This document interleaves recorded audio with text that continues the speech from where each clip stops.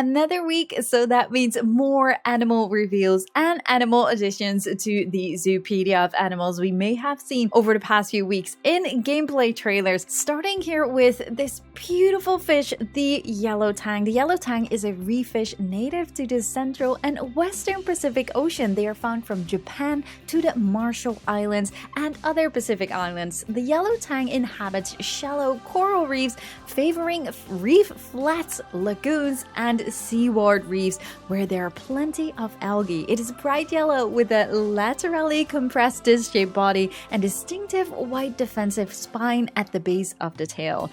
Adults usually reach 12 centimeters to 20 centimeters in length and weight 50 grams to 80 grams. So yeah, the beautiful yellow tang coming to you to Planet Zoo 2. And then an exhibit animal that is coming from a Planet Zoo 1 being implemented to Planet Zoo 2. The western diamondback rattlesnake is a species of venomous snake native to the desert, grassland, and scrubland of the USA and Mexico. It is so named for the pattern of gray and brown scales on its back. It reaches an average length of 1.2 meters, although a specimen of 2.1 meter in length has been reported. And males are larger than females. It is a dangerous species that will strike if it perceives a threat. Also, 2.1 meters in length.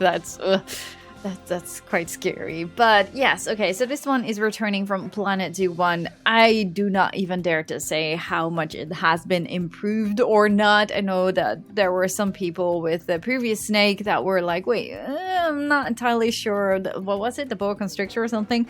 They were not entirely sure about how much it was updated. I don't even dare to say if this one is updated or not for Planet Zoo 2. So I will leave it up to you guys. Do you feel like this is an improvement or just an implementation of the same rattlesnake? Do let me know in the comments down below. And then next up is this gorgeous butterfly, also coming from Planet Zoo 1 to Planet Zoo 2. The old World Swallowtail is a butterfly living in the temperate regions, woodlands, and even tundras of Europe, Asia, and North America.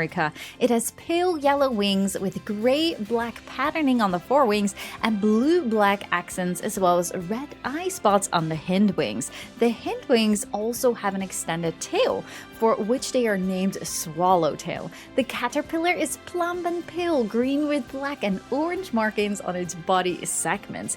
The chrysalises vary in color from green to brown with lighter camouflage markings. There is no sexual dimorphism in size and appearance in the Old World Swallowtail, and its average wingspan is 6.5 centimeters to 8.6 centimeters.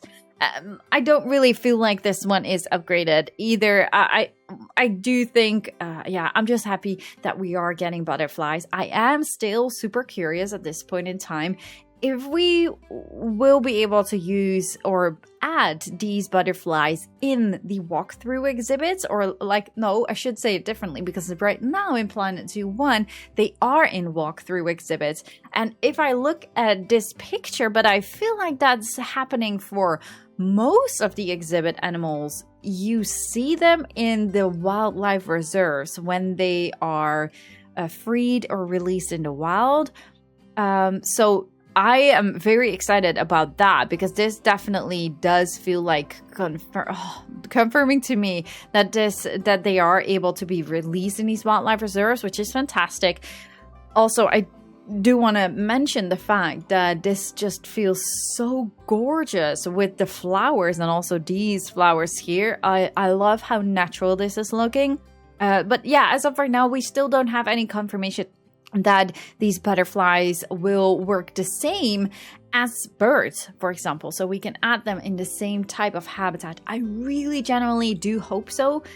But yeah, we still have to wait and see about more information about exhibits, walkthrough exhibits, and how at least the butterflies will be implemented. I'm so curious to hear more about that. And then next animal is also a returning species from a Planet Zoo 1. This is the spotted hyena, and the spotted hyena, also known as the laughing hyena, is native to sub-Saharan Africa. They are generally harmless predators that can live in most environments, although they are not found in rainforest or deserts, and their strong forelimbs, well-muscled neck, and comparatively weaker hind limbs give them a distinctive appearance.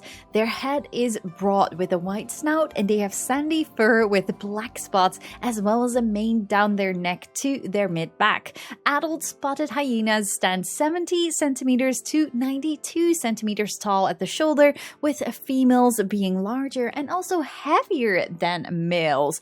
On average, males weigh 40 kilograms to 55 kilograms, while the females weigh 44 kilograms to 64 kilograms. I have to admit, oh man, the fur textures here, how like the long hair look fantastic on the hyenas. I think they have improved so much comparing to the first game.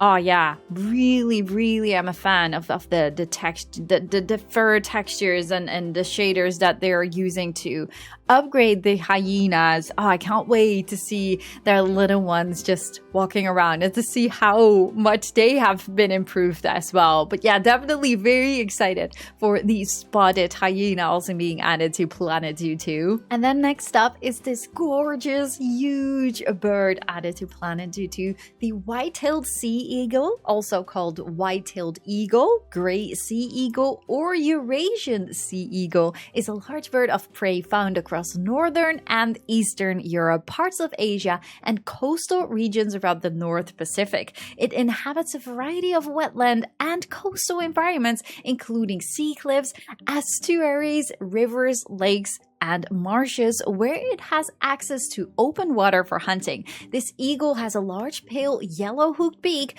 brown body plumage, and distinctive white tail. Juveniles are darker and lack the white tail, gaining their adult plumage by around 5 years of age. Oh, that's very interesting.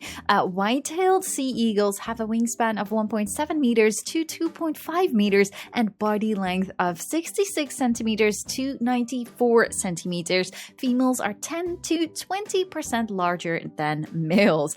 Males weigh between 3.8 kilograms and 5.4 kilograms, while females are heavier and weigh between 4 kilograms and 6.9 kilograms. The reason I have to laugh is because we've been reading all this ZooPedia information over the past few weeks, and I just noticed how often females are bigger and heavier, and me just being on the inside being like, ha, ha. I'm sorry, I just have to laugh about that because I don't know, I just love the fact that we are bigger and heavier and faster. I don't know, I'm just joking here, of course, just had to laugh. But yeah, this one, I'm so excited for the white-tailed sea eagle. It looks so gorgeous. Really fantastic. Can't wait to build a beautiful aviary for these guys. I'm not going to think that we are able to build a walk-through aviary unless it will have some kind of tunneling system, because I don't think it's very safe to be walking around with these sea eagles just flying around your head, that is. And then the next bird is the great hornbill, and I have to admit, I start to fall in love with these hornbills more and more over the past few weeks, because I've been seeing them in several zoos and so many different variants of the hornbills, and oh man, they're just so freaking gorgeous. If you want to see all the pictures that I'm making from all these hornbills and other animals, definitely go and follow me on The Lady Photography at Instagram, because yeah, I'm posting my wildlife photography over there, and yeah, that's one of the reasons why I'm just so freaking excited about the great hornbills, because they're just so fascinating and so beautiful.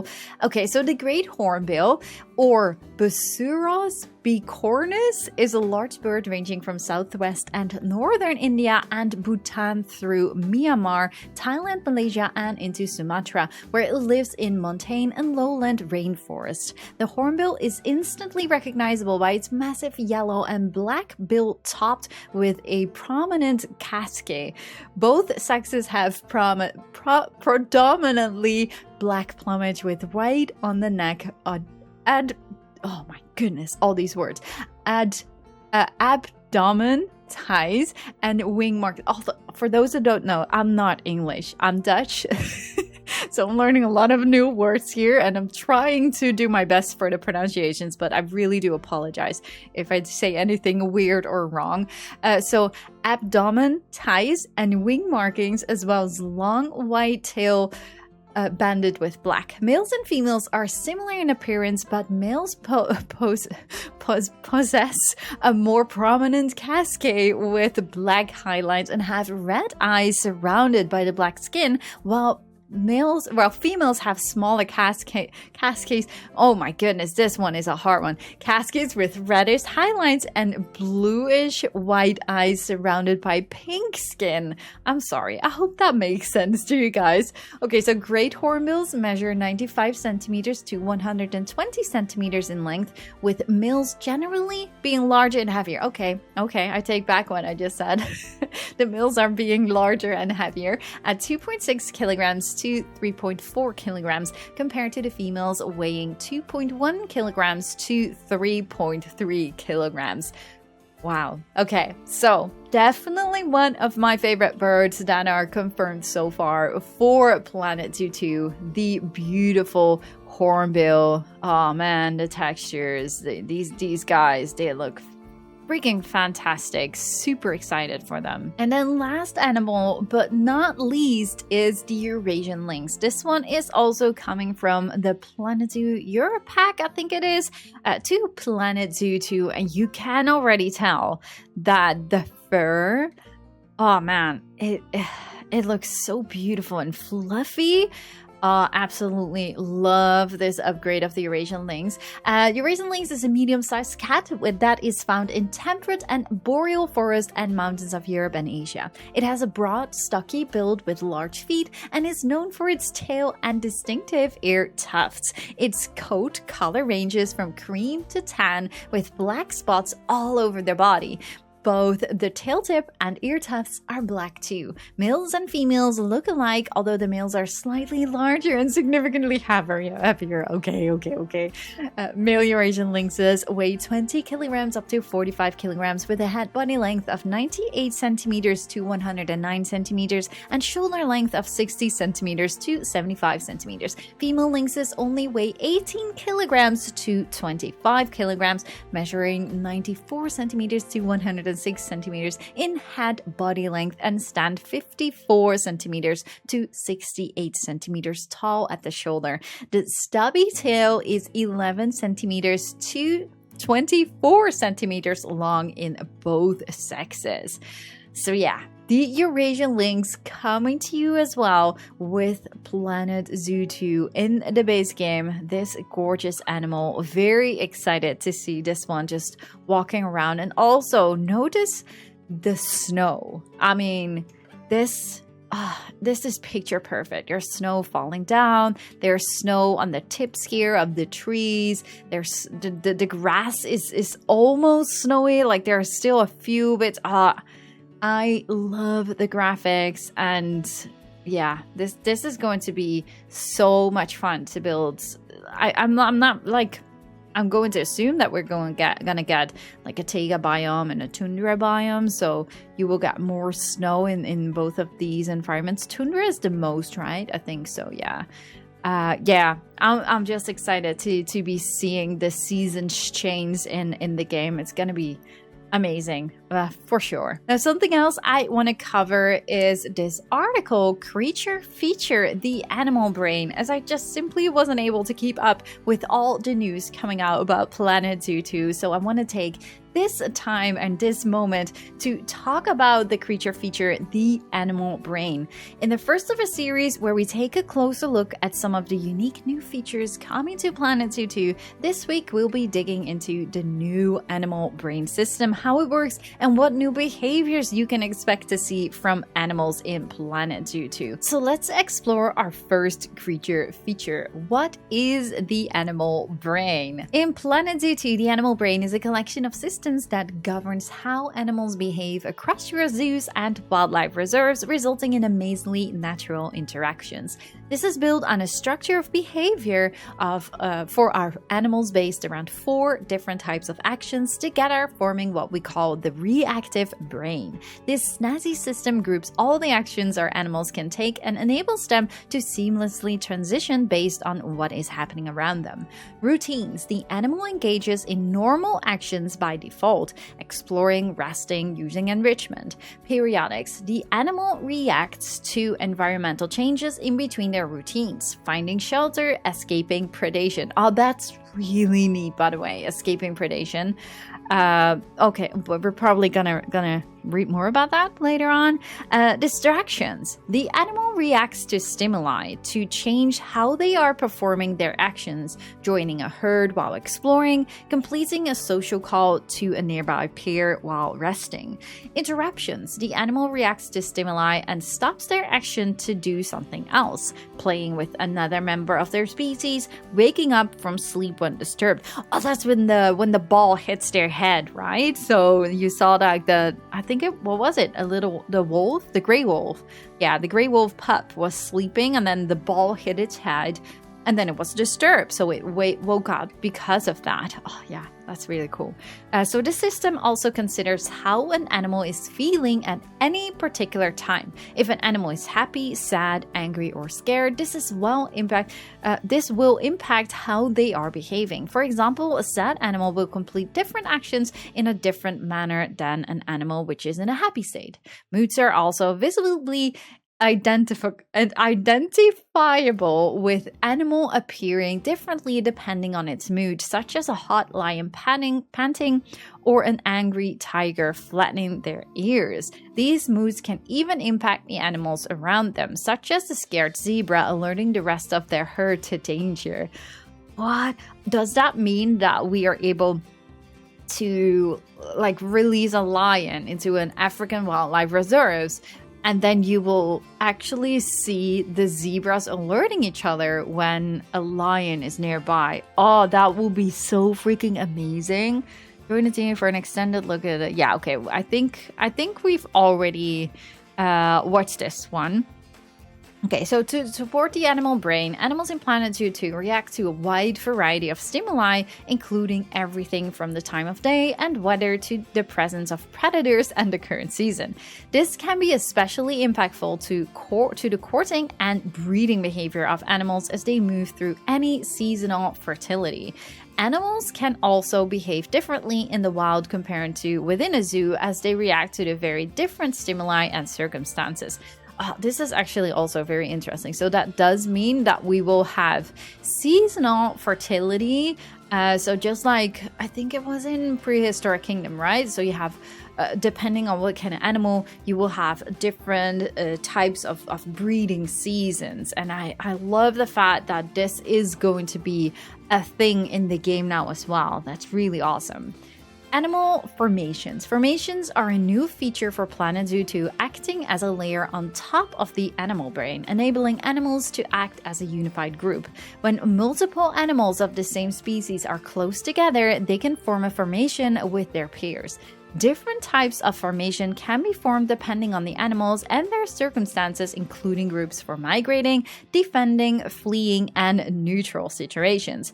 The shape, size, and density of a formation depends on its type and species. So, for example, a bison may form a defensive ring against a nearby predator, while migrating zebras may form a line-shaped formation with the male at the rear. You kidding me? Is that really going to be a thing? Oh, that's insane. Oh man, I love this picture so much of the wildlife reserves in Africa. Oh, it's so freaking gorgeous. Also, just notice here, like the wet mud here and like the wet puddles. Oh man, it looks so freaking good. Okay, animals' information will compare their individual animals' brain routines behavior, which determines which behavior the group wants to do as a whole. Depending on the sociability of a given species, animals are more or less likely to perform this formation-level behavior or choose another individual routine behavior. For example, you'll likely spot zebras and wildebeest all grazing together, while giraffes may more often do their own thing while staying in the vicinity of their herd. The members of these formations then essentially vote on what action they want to take, such as resting, exploring, or grazing together. This allows social animals to behave well socially. Oh man, that sounds so interesting. I'm so curious. Like, it feels like it's gonna be so much fun and feels so realistic to be following these animals in their wildlife reserves. Like, it's one thing. Like, we're going back to the base from Planet Zoo 1. It's one thing to just release an animal in the wild and that's it. Now we can release these animals in a wildlife reserve, but that's not it. You can create your own wildlife reserve and you can just see the animals that you're releasing in your wildlife reserve. I find it so special and so... such a beautiful idea. Oh man, the wildlife reserves are so freaking fantastic. Formations are another layer to Planet Zoo 2's animals, enabling them to depict even more authentic behaviors than you'd expect to see in the natural world, particularly for social animals. Emergent behavior. The greatest consequence of all this work tinkering with the animal brain is a huge improvement in the kinds of emergent unplanned behavior animals in Planet Zoo 2 will exhibit. Oh yeah, this is the can we just turn that off? Oh, that's loud in my ears. Oh my goodness. I need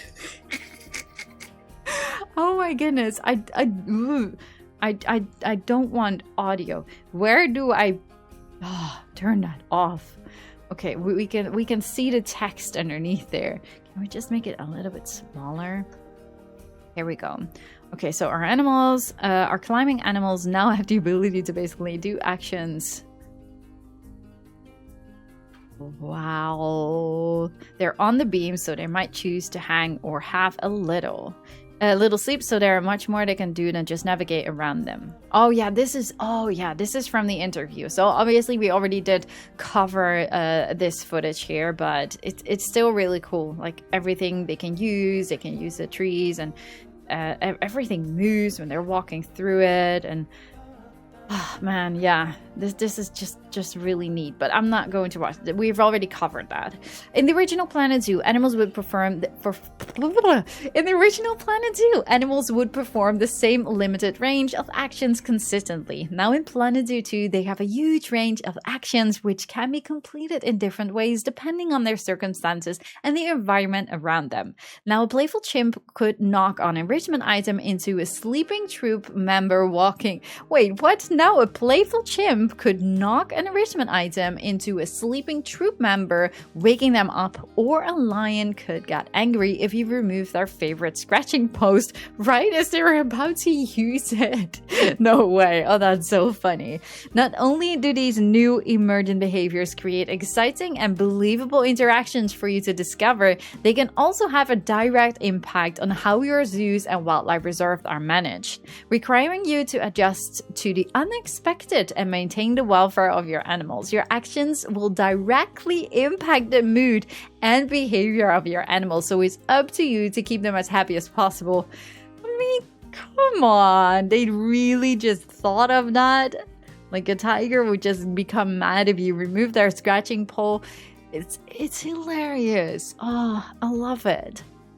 A new world. The animal brain is just one of the ways Planet Zoo 2 is delivering the most authentic depiction of wild and zoo animals to date, bringing a generational leap forward in animal simulation to your screens in October. Oh yes. Oh, look at this little one.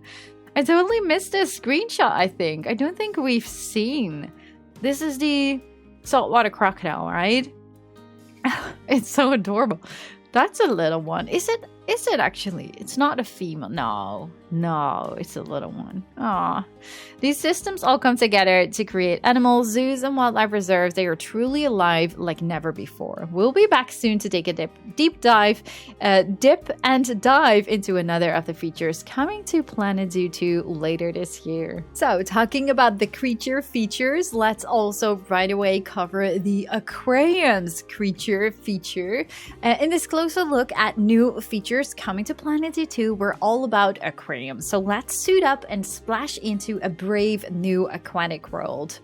Hey yo zookeepers, it's time for another of our creature feature articles where we take a little closer look at new features coming to Planet Zoo 2. This time we're all about aquariums, so let's suit up and splash into a brave new aquatic world. More than a fishbowl, aquariums are a brand new habitat type coming to Planet Zoo 2 alongside the debut of fully aquatic animals. After all, these animals needed a suitable place to live. Our goal with aquariums was to work them seamlessly into another construction and management tools you will already be familiar with from Across the Planet series. And then we see this gorgeous aquarium. It's looking so beautiful. Now, most of the screenshots I remember are from the video, and I think they have the video right over here. I think it's the Awesome Aquatics video. I think most of the screenshots are from that video. However, I do think that the information is a little bit different, so that's why I do still want to cover this, just to be sure that you guys know everything and I also know everything, because this is the first time I'm reading this information together with you guys. Okay, so let's go and continue. Building an aquarium is very similar to building a terrestrial habitat, with options to customize your barriers, their size, orientation, and height. Once you have placed your barriers, pop an aquarium staff gate on and connect your path network so your staff can gain access to care for your animals and keep the aquarium itself spick and span. You can even customize the color tone of the water within your aquarium to match your preferences. Of course, aquariums in Planet Zoo 2 can also be constructed using ready-to-use blueprints with loads of options available, both out of the box and from across the Planet Zoo 2 community through the workshop. The Goldilocks Zone. Aquatic animals require many of the same considerations as terrestrial animals, such as access to food, appropriate space, volume of water within the aquarium, and suitable environment. Oh man, this one looks so cute. I can't wait to see a little hawksbill turtle just playing with that ball. It's so adorable. However, as aquatic animals, the salinity of water is also critical to their welfare. For example, animals found in salt water in the wild will not be able to survive in freshwater conditions. So yeah, you cannot just add freshwater and saltwater animals in the same habitat, obviously. Now, we did already dive into the details of the interview as well, so I don't feel like we should look at it again. You can manage the salinity of your aquariums throughout a network of water filters, which attach to your aquarium supply water. These can be figured to provide appropriate water conditions for freshwater, saltwater, and brackish animals. You also have to consider the temperature of the water when building aquariums, as different animals have their own preferences for temperature. This can be controlled directly through the staff gate attached to the aquarium, along with other options, including the aquarium's lighting. Oh, that's so cool. Keeping it crystal clear. Keeping your aquariums clean, and well-maintained will be important for both your animals' welfare and the experience of your guest. Yes, nothing is worse than going to a zoo and then you can't see a thing, obviously. So yeah, obviously that is very important. Dirty aquariums will make it harder for your guests to see your animals and can even negatively impact your animal's health by increasing their likelihood of developing diseases. Talking about diseases, I kind of feel like that's one thing. Like, obviously, I don't want any animal to become sick in my zoos, but it's a feature in Planet Zoo 1 of which I really felt like it was too easy. There was barely a disease, and when there was a disease, it was like very easily maintained. It just didn't really feel like an important management function, if you know what I mean. So I do really hope that is going to be improved with Planet Zoo 2.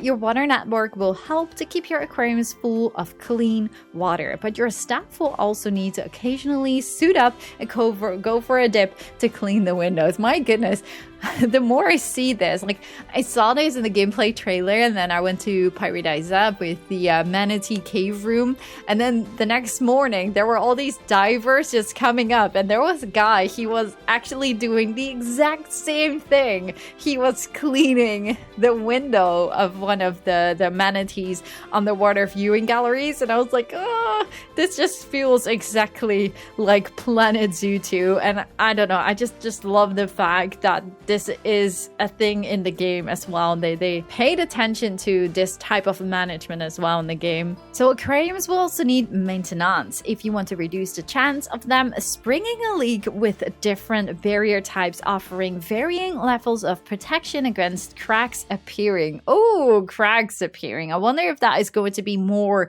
than the cracks that we have right now in Planet Zoo 1. Crafting spectacular views. For your guests to truly appreciate your aquatic animals, it'll be important to build aquariums that give them a good view of the animals inside. Oh, and then this gorgeous tunnel. Oh man, can't wait to build tunnels. A fantastic way to do this will be with aquarium tunnels. By adding a guest gate to your aquarium, you can build a tunnel through the water, which will give your guests an amazing view, as if they were under the water itself. Just like the terrestrial habitats, the barriers of your aquarium can also be modified to give your guests the best view possible, including using one-way glass or creating concave or convex areas. Now we quickly had to look this up. So concave areas are curved inward like a cave or the inside of a bowl, and convex areas bulge or curve outward like the outside of a bowl or a dome. So I had never heard of these words before, so I had to look it up. Hopefully I wasn't the only one. Building up, unlike terrestrial habitats, a significant component of aquariums is the variation of height you can build within your zoos. Complex multi-story or subterranean aquariums can be constructed to add a huge degree of variation to your zoos while still providing your aquatic animals with a comfortable home. Aquarium tunnels can also be built at different heights within your aquarium, providing your guests with multiple perspectives. I've been, I don't know about you guys, but I've been trying to look up some aquarium inspiration on YouTube, like aquarium tours and all. And like one thing that obviously stands out is the fact that you can now build like huge aquariums of 20 meters high. And there are like, I've never seen them in real life, but apparently there are some really beautiful big aquariums out there in the world that have such huge aquariums with huge windows. And I don't know, it inspires me so much to really try to think creative and out of the box, because this is going to open up so many doors. But I always tend to just go easy way and just build everything small, and I prefer to build as small as possible, because that will give me more creative freedom and more feels like I'm more comfortable with highly detailed builds. But this is going to be a completely different level, especially with the fact that you can also build like these tunnels. Look, this tunnel is just going down. There's a staircase here, so you can even get creative with the underwater tunnels. And oh man, the possibilities are going to be so freaking fantastic. So I'm definitely excited to start playing around with that and to bring our creativity even more to life here, to try and think more out of the box here. Creative players can even use invisible habitat barriers and scenery to build naturalistic spaces for their aquatic animals to live in. Wait. Aren't they now saying creative players can even use invisible habitat barriers and scenery to build naturalistic spaces for their aquatic animals to live in? Does that mean that I obviously have no idea what kind of animals you would be able to combine or you would not be able to combine, but it sounds like if I build a saltwater, I wanted to say saltwater crocodile habitat, a saltwater aquarium, and I will be able to divide it in two different areas, because in one side I want to build, I don't know, a shark, and in the other side I want to build an animal that the shark might be eating, but because I'm able to connect these habitats with an invisible habitat barrier, I would still be able to add them, to combine them, even though they will not be able to swim over the barrier. Wait, is that really what they're trying to say here?